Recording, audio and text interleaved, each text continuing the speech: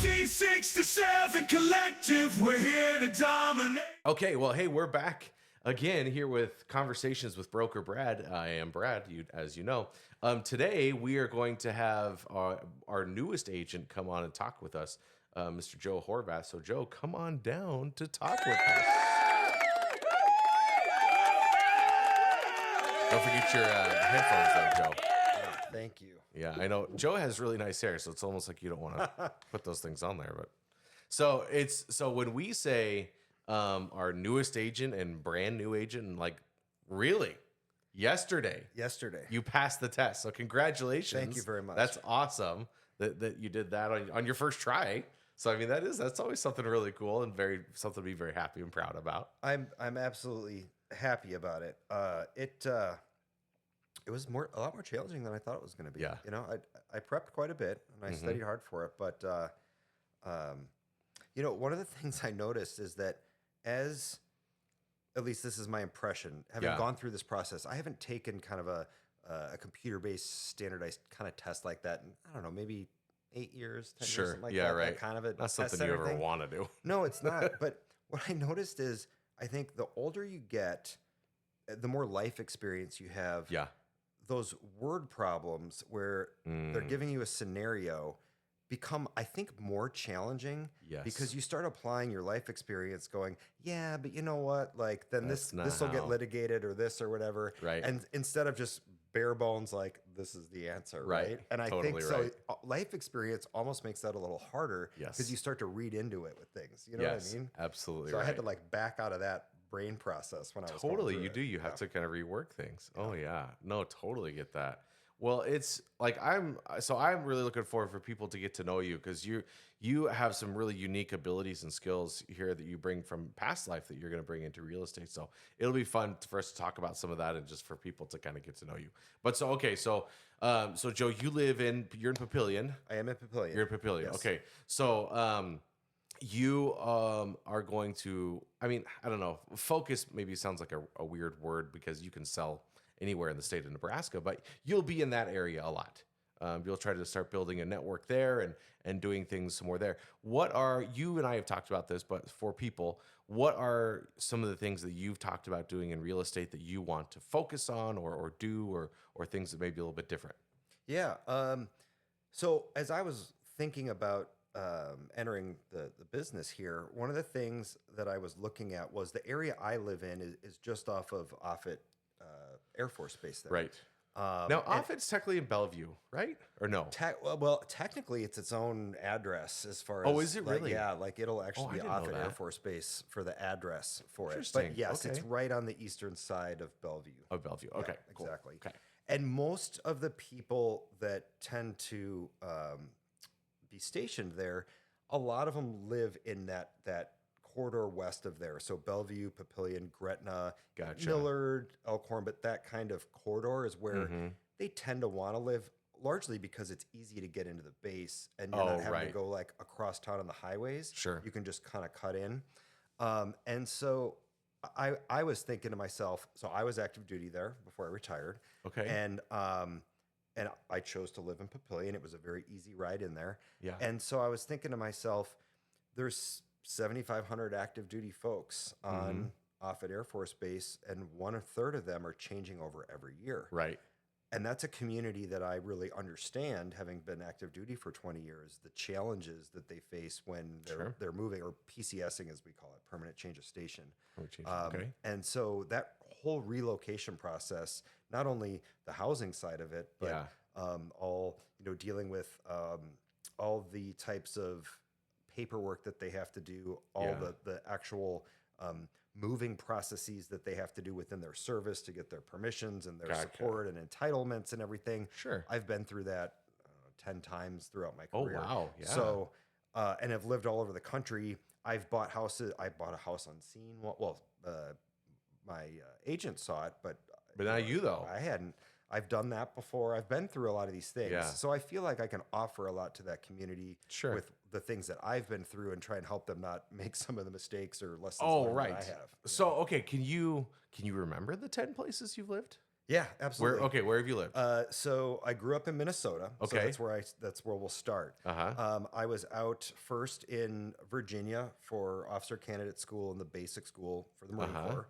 That was the first place I was at, and then Pensacola, Florida for Yeah. flight school. There you go. Okay. Then I went to San Diego, California, for my first squadron that I flew in. Oh, were you out of Coronado Island? I was not out of Coronado. That Navy Navy that's their yes, deal. and beautiful spot. We can have a whole conversation about that spot. Yeah, absolutely. Love Coronado And for those Island. that have seen Top Gun, when they're wearing their service whites towards the end for their graduation, that wasn't actually at Miramar or at Top Gun. That was at Naval Air Station Coronado. Was it in Coronado? Yeah, Oh, yeah, wow. That's where they Cool. filmed that at the Officers Club there in Coronado. Oh, very Little cool. tip for you. Yeah, right? Yeah, Yeah. The so and San Diego, yeah. San Diego, and when I was there, actually, I lived in Oceanside and Carlsbad Sure, on the yeah. north side there. Yep. For anyone that's familiar, Yep. right off of Camp Pendleton. Mm-hmm. I was there for about 4 years. Deployed 3 times to Iraq when I was there. So Wow. in and out there. Yeah. Back to Florida to be an instructor for flight school. Oh, after really? That. Oh, wow. And once again, Pensacola area, it was actually called Navarre Beach, so a different part. I wanted to be on the beach if I was going to be there, especially as an instructor. It's a Right. different world. Yeah, having to right. study every day. And Totally stuff right. like I that. get that. Yeah. Let's see. Then back to California, and so I was in Monterey, Carmel area, so where Pebble sure. Beaches and Yep. all that stuff, just south of Santa Cruz. Beautiful, absolutely beautiful spot. And I went to grad school there at the Naval Postgraduate School. Then I went back to D.C.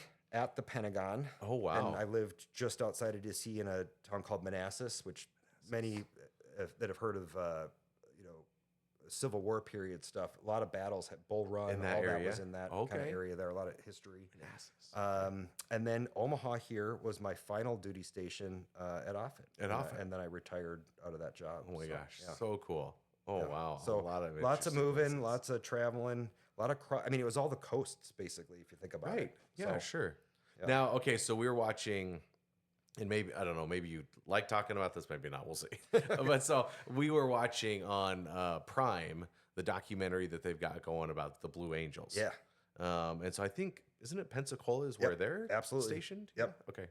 Yeah. That was, first of all, I thought the show was really well done. Yeah? I Okay, mean, I'm curious. Well, Yeah, for okay. one, just the filming of it. Yeah. The way that they're using those really high frame rates where they can slow it down and show, the airflow Right. over the Yeah. aircraft. And I mean, wow, just Amazing, right? footage. Yeah. And I guess it's the same guys that did Top Gun Maverick. The same Oh, is it really? I crew didn't that know that. filmed Okay. that. They are the ones Oh, they wow. brought in to film this Film stuff. that documentary. Yeah. Oh, wow. It makes that's sense super why it cool. was so well done. So so a question I had is off at Air Force Base. You always, I guess, for the lay person that doesn't know a lot about military, you always hear about people living on base. So at Offutt specifically, do they have on base housing also, or no? They do. Yeah. There is a very small amount of housing on the actual within the boundaries of the base. Right, of the base, on yeah. the base. Yeah. And it's mostly for senior officers. So like the okay. general officers, they have these old houses actually that Right. were like from back when it was a like an army fort. Some of this there's Really? historical stuff on Oh, there. wow. Both here and at Leavenworth as well. Down Sure. in Kansas, these yeah. are kind of those really old army forts that were converted then eventually into Gotcha. other bases. Okay. So there's some of those like these. They're pretty cool actually. Some of these houses, not for the average person that's going to come on the Yeah. base though. Right. They do have this off-site base housing that's commercially run, and it's Oh, just really? west, just outside the gate there. There's a few communities. They're older houses, and, Yeah, and okay. they're some of them are townhouses or they're like kind of small bungalows. Okay. But it's certainly an option for people. Right. In my experience, I've lived on base and off base. I've done both. I always kind of preferred to live off base just because when I was done with work for the day, I kind of liked getting off base. Right, remove yourself, And just yeah. removing myself from Totally it. right. Yeah, in that way. Some people really prefer to be on base for that kind of sense of community that comes with it. Oh, I see. And so there's Okay. that side of it too, especially Oh. when folks are deployed. Right. Like that, we actually moved, my ex-wife and I actually moved on base at one point when I was deploying. Really? So that she Okay. had more of that kind That of support community. and community. Okay. Yeah. So, but the houses, the ones that the senior officers live in specifically, they are kind of nice houses, or not so much? They are, but they're very old. They're older. So they're upkept, but so they- it's more okay. just kind of, when I say nice, it's the architecture and the Sure. history to it that's kind of neat. Right. But I'm sure the amenities inside are, just you're dealing with some of the older structures where things start to fall apart. and Right, maintenance right. and everything. Because then, Yeah. I'm assuming since the Air Force technically owns those homes, they're then responsible for remodeling and upkeep and stuff like that. Yeah, or no? that would all be part of the base housing. Yeah. That has to handle that. Yeah, Right. Absolutely. So I wonder how difficult that would be then for senior officers as somebody wants a new kitchen.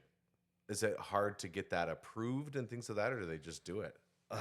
Well, I'm sure they have money set aside for some of that. Something like that, yeah. But it's the process that I'm sure Oh, I is, bet it's is a real terrible. pain in Oh the my butt to gosh, do. the government. I mean, Absolutely. Yeah. It's always the process with the government stuff that becomes so restrictive. right, Forms and permissions and right. approvals. But like you say, though, I mean, that truly that will be such. I think would be such a huge benefit to people in the military that are moving from place to place that are not familiar with the process in general, that you will be able to help them with. Because just like anything that we deal with in various parts of our lives, there's things that you can do more efficiently, and there's even things that you can work around a little bit, and there's ways to do things quicker and better than what maybe is laid out on a piece of paper. So I think that it will. I think that will be a big benefit for people. Yeah, I think so too. I've used in my past agents who had no military background or anything, Sure, and right. I've used ones that did. And while I was active duty, I did find that the ones that had some of that experience, even if it wasn't Yeah. the last one I had used while I was active duty, I think he was in maybe 6 years or something. So Oh, okay. not like a long career or anything, Right. but he at least understood That's, some of those challenges that you're yeah, going sure. through. Yeah. Because we would do the kind of thing where we would come visit for maybe 3 or 5 days, Mhm. and that was the period of time I had to find a house. You know? Right. So Yeah, we were yeah. looking all day long for a couple days. Yeah. The last time I had to do that, the first offer wasn't accepted, and then made an offer on another house. And as I was leaving and driving away is when it got accepted. Got And accepted, so yeah, right. it's nice to have someone who understands that time pressure and how you might only have a few days to get this done. So we're going to go really Right. hard, and we're going to focus and make it happen. Yeah, right. Oh, totally right. So that because Rachel was your agent here in Nebraska for your current home in Papillion. Correct. Yeah. Okay. So when was that you moved to Papillion into this house? So I moved to Papillion in 2016. Okay. The current house that I'm in, that I got working with you guys, Yeah. I've been in just over a year, actually. Just over a year. Okay. Yeah. So not that long. Yeah. Yeah. Okay. Okay. Cool. Yeah. So yeah. I'm trying to piece together the whole timeline, Joe. Yeah. Of it's hard to do for me. It's for sure. it's a lot. Don't worry about it. Yeah. No, I'm excited about the area there. I really, coming from Minnesota, I really enjoyed kind of coming back to the Midwest. Yeah. And just kind of the culture and the way people are. It felt very natural to me. Yeah. I kind of felt like being home again, Yeah, if you will, good. even though it's a Yeah. little different. I miss the lakes here. Yeah. We Oh my have some gosh. lakes, but they're all they're reservoirs. They're the right? nastiest lakes you will ever see in your whole life. Like when you see trees coming up in the middle of the lake, I'm like, it's not a real lake, Like I'm used to those glacial, Well, lakes. even those, oh my gosh, those are amazing. So I was in Missouri here just this past weekend for a family reunion. Very secluded place called Black, Missouri. I've never even heard of it. So secluded that my father forgot to tell us that we won't have cell reception there. So as we all get there, it's like, well, this sucks. So anyways, but there was several lakes and streams there that were all rocks on the bottom of it. So it was completely 100% clear. And it was just the most beautiful thing to have. Because again, that's why I get a little nuts about it. But it's like the lakes and things in Nebraska, universally across the state, are nasty. They're sand bottom lakes. So it's usually just mud and muck and grossness. Right. Whereas you go to oh man, Minnesota has some of the most beautiful lakes. Because again, same thing. Like it's just all like rock bottom lakes that are just very, very clear and nice. And oh wow, it's amazing.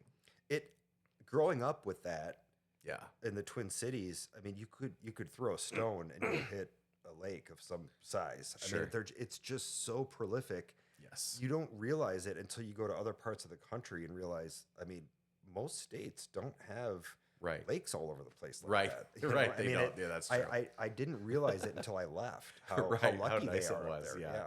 Yeah. I obviously love the state of Nebraska, but there's a few things that I'm just like, you know what? It is what it is. There's no arguing it, no nothing. It's just this. It's bad. And lakes are one of them. Yeah, that is one of the things. Having lived all over the place, I sometimes miss having either a beach or a mountain type Oh thing yeah, near me. sure. But I will say, I really do enjoy the Omaha Lincoln area Uh-huh. of Nebraska. It's like it's big enough that you have all the things that you need Mhm. to be comfortable Sure, living, right? You're not, any types of stores or things. You've got it all, Mhm. but they're not too big that it becomes like an oppressive Right. sense with city and buildings and stuff. Definitely right. And you could be right on the edge where you've got all the amenities you want, Mhm. and then a mile away it's farmers fields Right, and nothing, yeah. nature and Mhm. stuff like that. Absolutely And right. I like that combination that we have. Totally right. Oh yeah, so nice. Well, and so as we do these podcasts, it's fun because we get to know the agents kind of more outside of real estate. We talk a little bit about inside real estate too, but more outside of real estate. And so we've talked to a couple of our agents. One that she talked to us about homeschooling and sourdough bread that she happens to make, just amazing bread. And then others about their former professions and stuff like that. So you were in the military, but then also you own another business that's really cool. Do you want to just talk a little bit about that? Sure, happy to.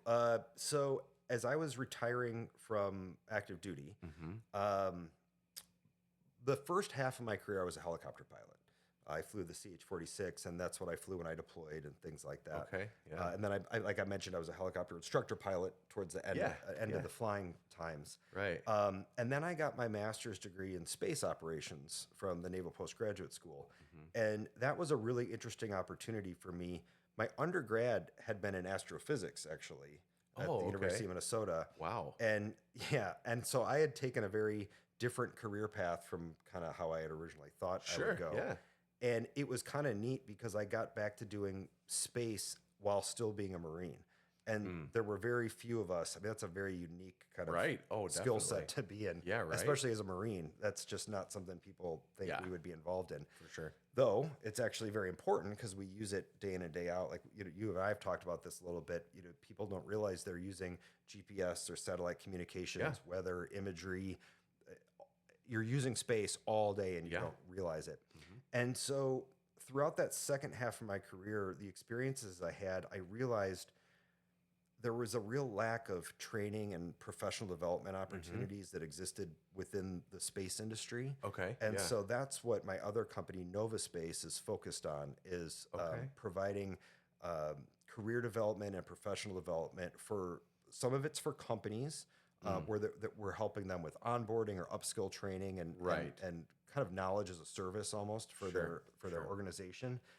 We support government entities and then individuals as well. Our courses are available for them. As well, So yeah. that it really broadened my understanding of like the learning and development and training side of industry, good and bad. Mm-hmm. Yeah, and, right. and how bad most of the training and education is out there, especially the online stuff. Mm-hmm. Just as I've learned about what quality training really entails, most of it's not great. And so that's Right. one of the things within the space industry that we're focused on. It's trying to improve. yeah, interesting. Yeah. So you've seen the series Space Force with Steve Carell. I have seen a few episodes. Have yes. you? Did it like drive you crazy? Like this it- is so stupid. I mean, I love Steve Carell. Yeah. I'm a huge Office fan. Oh, good. Yeah, Everything. What was I watching the other day? Anchorman with Yeah. Rick. I mean, Right. I'm a huge Steve Carell fan. But Good. I will say, Awesome. Good. the unfortunate thing about the Space Force show is it came out right as the Space Force was actually coming. Right, it was actually happening. Right. Right. And it was the wrong time to have it be kind of a social joke, Right. because it really is an important thing that's necessary for the DoD Right. into the future. Mhm. And so I think it gave kind of a stigma of it being kind of a joke, and That it's actually a joke, right? Sure. right. And Which so it isn't, yeah. so I'm all about the comedy side of it, but the Space Force is already having some image Right. challenges, Yeah, sure. and so that didn't help. I mean, think about it this way. You know, 100 years ago, we were just starting to fly, right? Like Wright brothers kind of Totally. stuff. And now, you know, China even last week landed on the dark side of the moon, retrieved some rocks, launched those rocks back up into orbit, lunar orbit, where it joined up with the return vehicle and came back to Earth. Wow. That is a huge deal. Yeah. I mean, that's an example. I mean, that's not U.S. That's That's right. This is where this is all going. Definitely. And so, from an economic and a, you know, as our country develops and goes into the future, if you think about our military services into the future, Right. 100 years from now, 200 Sure. years from now, Sure. the Space Force may be the dominant service, and Right. Yeah. you know, the most Crazy to important think, one but yeah. economically. So you got to keep that in mind. Definitely. People don't realize that the economics of this is big Oh, sure. for the future. Well, and yeah, everything's so political, right? Where it's just like it. So it just so happened that the person that really was the face of it or championed or whatever. Well, some people didn't like him as president, so they automatically attached that with That as well. Well, Yep. that's Space Force is just a big joke then too, because we don't like him and all these other things. So Yep. So yeah, so no, excellent point that I absolutely did not even think about, but it really did. It really presents some challenges that, you know, people that are involved with Space Force, that the level of intellect and things, I don't know how much of that they're like, oh yeah, we're also gonna have to worry about our PR and how we, you know, gosh, there's way more to that than just the PR side of things. It's like, why do we even have to talk about this? Yep. You know, I bet it's on the minds of a lot of people. So anyway, so yeah, so no, I'm always curious to hear about that sort of a thing as well. But so yeah, so again, it's, you know, it's so fun to get to know people, real estate agents, and the things that we do aside from real estate, because truly what you are doing is what every agent should be doing and can be doing, which is using all of your skills, all of your knowledge, not just the things that you learn in real estate from Rachel and I, maybe from the classes, but truly everything that you know to be able to help your clients. Because again, it's you that is going to be able to help people navigate the ups and downs of military relocation, right? And so you have that knowledge. And so people kind of, I don't know, I feel like we get this impression of like, as they get into real estate, that they kind of leave other things behind. And we just don't agree with that. Rachel and I never have. That's why we've always been very highly encouraging people to continue on with things that they like to do or have done out of necessity or just out of desire. It doesn't really matter, but it's been fun. Yeah, as people continue to do that sort of a thing. So we've always been really big proponents, I guess, of doing that sort of a thing. I think it makes sense in a lot of ways, right? I mean, that's when I was younger, I would say, you know, you look at your future and your career and things, and you think of it in a very linear way of, I'm going to do this, Right. and then This, maybe this, I will this, do this. yeah, right? sure. And there's Definitely. this like linear progression. Yep. But then I think as you go through life, you realize it's more of how things fall into place, and there's a lot of overlap and Yes. synergy with things like that, right? Where you might be, for instance, I'm a musician as well. Music really? is a huge part of my Did life. not know that. Yeah, I almost went to college for music performance. I was going to be a jazz No way. blues saxophonist. Yeah.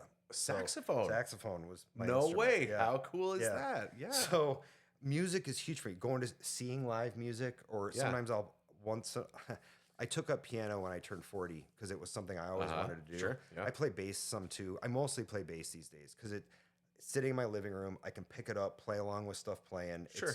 It's fun, and it can be as hard as you want it to be. Wow, You can be that's simple cool. with bass and just play a very simple, like with the chords kind of thing.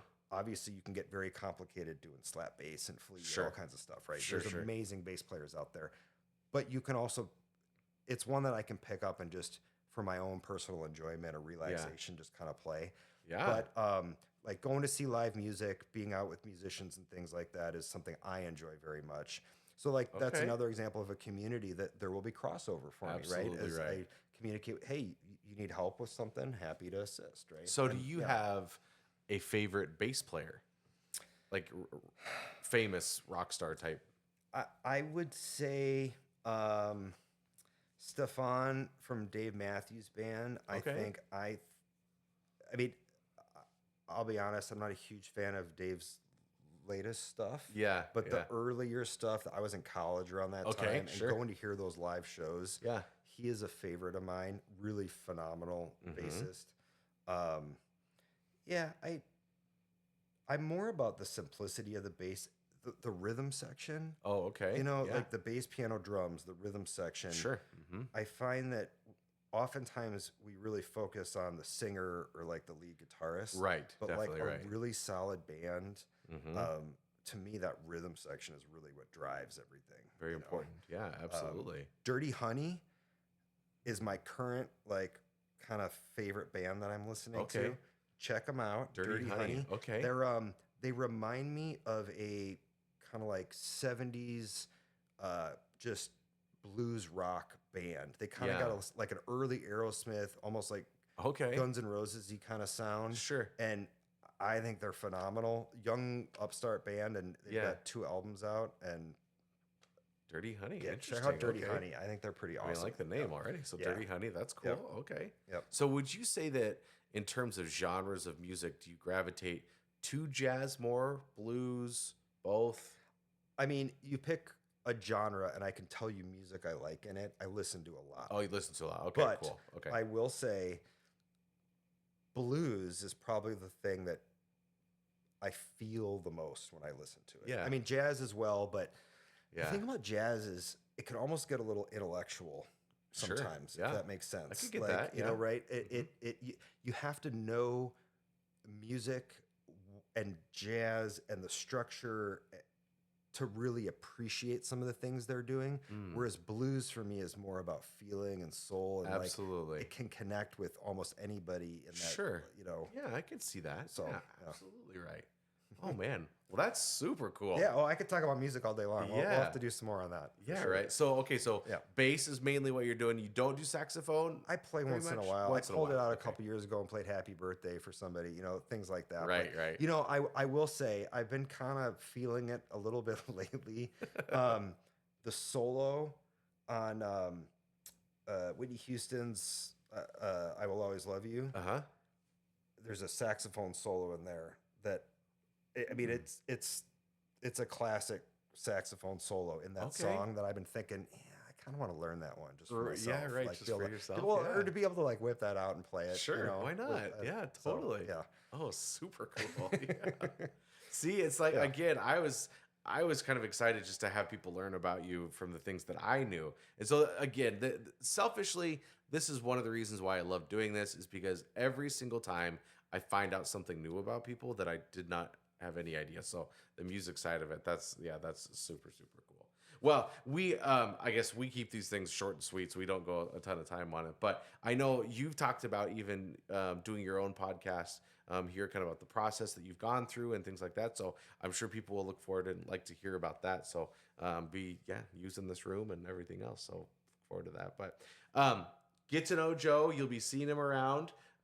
You'll see him here at office meetings, co-op meetings, and different things. So welcome to the 1867 Collective, first off. I should say, firstly. I don't know. We should have said that at the beginning. But happy to have Joe and great conversation with him. But yeah, we'll look forward to getting to know you more, man. Absolutely. I'm really excited to be part of the team, and Yeah. I'm looking forward to getting out there and meeting y'all and having some fun with this. Yeah, dude. So, Awesome. absolutely. Thank you. Well, good. Conversations with Broker Brad has come to its end. So we'll see you guys next time. We're the kings of real estate. We control the fame.